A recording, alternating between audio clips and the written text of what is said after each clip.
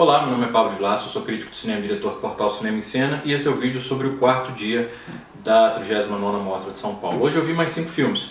O primeiro filme que eu vi no dia foi O Abraço da Serpente, o candidato da Colômbia ao Oscar, o pré-candidato, né, da Colômbia ao Oscar, e eu fui assistir esse filme porque ontem, no vídeo de ontem, eu comentei aqui sobre A Terra e a Sombra, um outro filme colombiano que me encantou imensamente, e quando eu fui assistir esse filme hoje, eu confesso que eu fui pensando, não é possível que é melhor do que aquele para a Colômbia ter escolhido esse em vez do A Terra e a Sombra. Não vou dizer que é melhor, mas é tão bom quanto. É um filme também extraordinário, esse O Abraço da Serpente. O filme gira em torno de dois cientistas alemães que em períodos diferentes, uma diferença de 40 anos entre um e o outro, viajam à Amazônia e estão em busca de uma planta que talvez tenha poderes curativos. E nessa busca por essa planta, eles são guiados por um xamã, que também é o último sobrevivente da tribo dele. E é um filme rodado em preto e branco, é uma fotografia, aliás, muito bonita, e que não só tem uma estrutura interessante, a maneira como ele salta de um tempo a outro, mas o mais interessante, bom, para começar, um filme que nos créditos finais tem um crédito para assistente antropológico. Já é um filme curioso ter um assistente antropológico listado na equipe. E olha, dá para entender, porque o filme ele tem uma visão humanista, uma visão realmente, nem só humanista, uma visão antropológica, não só em relação à cultura indígena, mas principalmente da ação destrutiva da cultura europeia sobre a cultura indígena. É muito chocante ver no filme, o que é fato, que todo mundo sabe, como a arrogância do homem branco diante das culturas que ele julga primitivas, e não só a maneira como ele suga dali o que interessa, mas como ele destrói aquilo que não interessa. É um filme que tem atuações excepcionais. O ator que faz o xamã, tanto mais jovem quanto mais velho, que são atores realmente são nativos, eu não lembro, provavelmente, obviamente que não da tribo que eles interpretam, porque inclusive ela é extinta no filme, e aí eu confesso que me falta, olha a arrogância do homem branco, me falta conhecimento suficiente sobre a história das tribos na Amazônia para saber se aquela tribo ainda existe ou não. Provavelmente não, porque nós extinguimos a maioria. Mas é um filme muito humano na sua visão, ao mesmo tempo em que ele é um road movie, ou um river movie, muito fascinante. É um filme envolvente, a gente fica realmente absorvido pela força das imagens, pela força da natureza, pela força da cultura daqueles povos. E mesmo os dois cientistas que são retratados no filme, eles são vistos sob uma luz até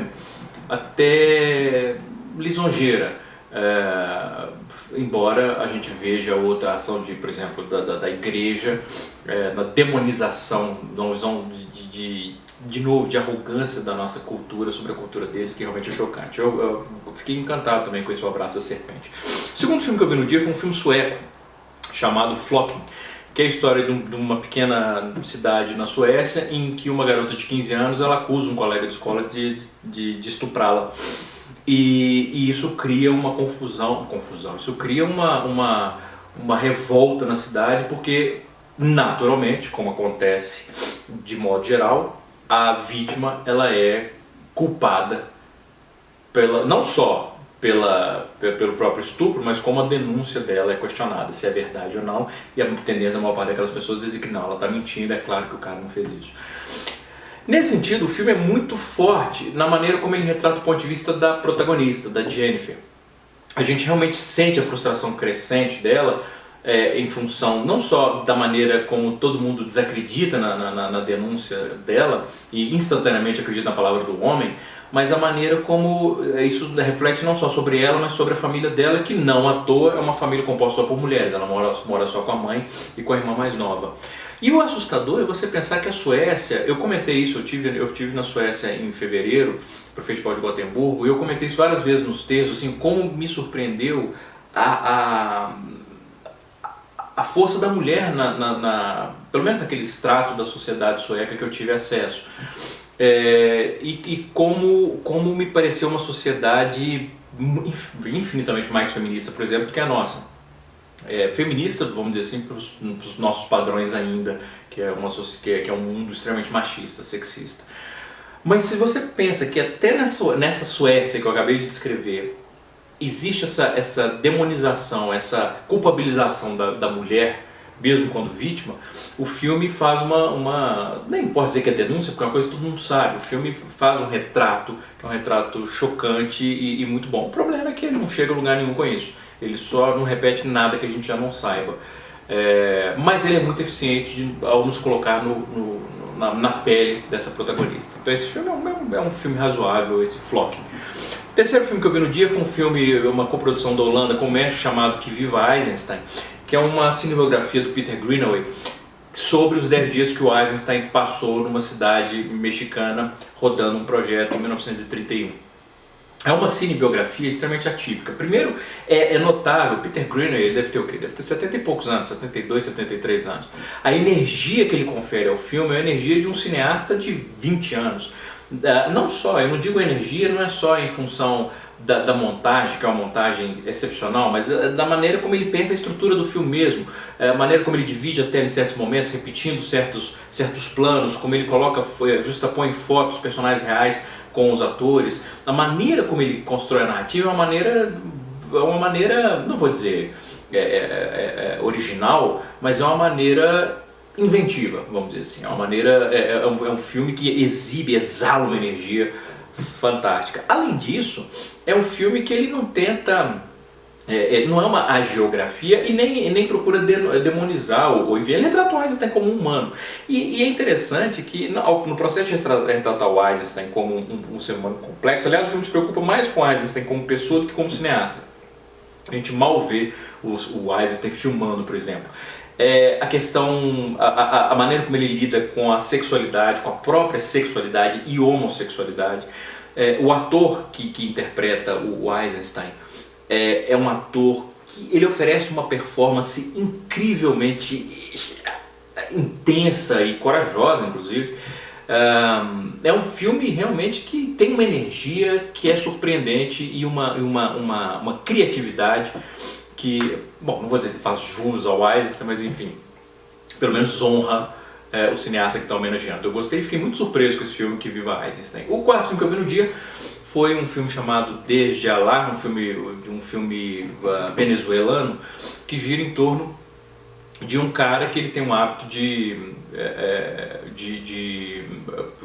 abordar jovens na rua, homens, rapazes na rua, para ir para casa dele, só para ele ver o cara semi-nu enquanto ele se masturba.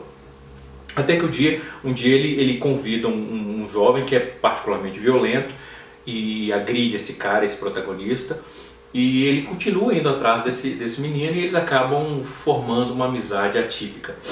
E é interessante porque existe uma história passada desse protagonista com o pai que nunca fica muito claro, mas sugere que houve um abuso do pai do protagonista na infância. E a maneira, não só o filme é interessante, a maneira como ele desenvolve a amizade desses dois personagens, uma amizade improvável, mas que à medida que ela vai se desenvolvendo a gente acredita nela, mas como o filme acaba trazendo um subtexto de que talvez houvesse algo por trás das intenções do protagonista que não fica exatamente claro até o final do filme, o que é mais interessante, ele não fica claro nem depois do filme. Pode ser simplesmente uma interpretação, que não é só uma busca sexual, é uma busca de ajuda profissional, vamos dizer assim, eu não quero soltar spoiler. Mas tem duas atuações centrais muito boas, uma dinâmica realmente entre eles muito crível, embora improvável, e um desfecho que oferece, ou pelo menos desperta possíveis interpretações que são interessantes. E o último filme que eu vi no dia foi um filme chamado Meu Amigo Hindu, do Babenco. Em primeiro lugar, uma crítica mostra que botou um making-off do filme antes do filme. Uma ideia absurda. Não só porque é um making-off de meia hora, que meio que já cansa o espectador pro próprio filme, e depois tem spoiler. Faz sentido você exibir o making-off de um filme antes do filme no cinema, enfim. Making-off, aliás, dirigido pela Bárbara Paz, esposa do Babenco, e também que está no filme. Quando eu saí do filme, eu descrevi o Meu Amigo Hindu como sendo uma ode do Babenco ao próprio Babenco. Se o Eisenstein teve uma cinebiografia dirigida pelo Peter Greenaway, e o Babenco não vai delegar a tarefa, ele mesmo vai fazer a sua própria cinebiografia. E é claro que ele vai se retratar como ele retrata uma passagem da vida, a luta dele contra o câncer, e ele vai mergulhar o espectador nessa luta. E o que é interessante é que o protagonista, vivido pelo William Dafoe, ou Dafoe, enfim, que ele interpreta o personagem Diego, mas é óbvio que é o Babenco, né? O personagem no filme, ele dirigiu um filme que tinha um adolescente sugando o seio de uma mulher, a gente vê ele vendo o beijo da Mulher-Aranha, a gente tem referência a Carandiru, é claro que é o próprio Babenco. Mas é um protagonista absurdamente antipático, desprezível, escroto, egoísta, narcisista. E é interessante porque ele acaba refletindo o próprio projeto no qual ele está inserido, que é um projeto narcisista, egocêntrico, enfim. E é um filme, e o que é interessante é que não é uma questão de aprendizado, ele era assim, mas ele melhorou. Não. Várias vezes o filme dá a impressão clara de que o filme acredita que quem está errado são os outros. E nos poucos momentos em que o filme parece mostrar uma ação questionável do protagonista, olha, ele mostra vários, mas que ele parece acreditar que aquela ação realmente é questionável, não há sinceridade, não soa sinceridade, é quase como se você estivesse falando, olha, eu estou colocando no filme um lado negativo meu para vocês verem como eu melhorei, mas não há sinceridade nisso. Além disso, embora o filme tem duas coisas que eu acho muito legais. Primeiro, a participação do Selton Mello, que interpreta, obviamente, a morte. Tem até uma referência ao Sétimo Selo, ele aparece jogando xadrez com o personagem, com o protagonista. E é uma visão da morte curiosa, e o Selton Mello faz muito bem. É surpreendentemente bem humorado por um filme do Babenco, que não é um diretor que eu particularmente associo com bom humor. Esse é um elemento bom. E o outro elemento é a passagem, a longa sequência dele no hospital, em que a gente realmente sente como foi um processo doloroso, como é um processo solitário, por mais que ele esteja acompanhado, cercado por pessoas que o amam, é sempre um processo solitário para quem está na cama sendo tratado, para quem está doente, para quem está lutando pela própria vida. E ele retrata isso bem. O problema é o resto do filme, que é, como eu falei, tem um protagonista que é um protagonista absurdamente antipático. É um filme que todo mundo gira em torno... É um negócio fascinante. Por exemplo, o nome do filme, Meu Amigo Hindu.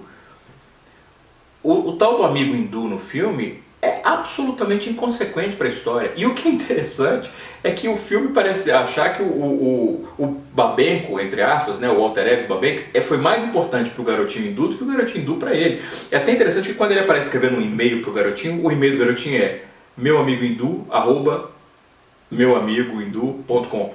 Quer dizer, o outro só existe em função dele. Mesmo que seja uma alegoria, a gente percebe que o outro não é o garotinho hindu, é meu amigo hindu, ele vive em função do protagonista. E é realmente assim, e tem uma sequência com a Bárbara Paz, assim, a maneira como ele retrata. E é interessante, primeiro que é um filme que tem uma visão da mulher, de objetificação constante das mulheres ao longo do filme, que é uma visão absolutamente anacrônica. Uma visão, eu não quero nem dizer da década de 80, mas da década de 70, é uma visão, assim, objetifica praticamente todas as mulheres ao redor. Ou elas vivem em função dele, ou são prêmios para ele, ou são obstáculos na vida dele. Mas em um momento ou outro elas vão ser sexualmente objetificadas. Inclusive a Bárbara Paz, que é a esposa dele na vida real e que aparece interpretando uma versão dela mesma no filme. Eu acho que inclusive ela nem percebe o tanto que o filme reflete mal sobre ela.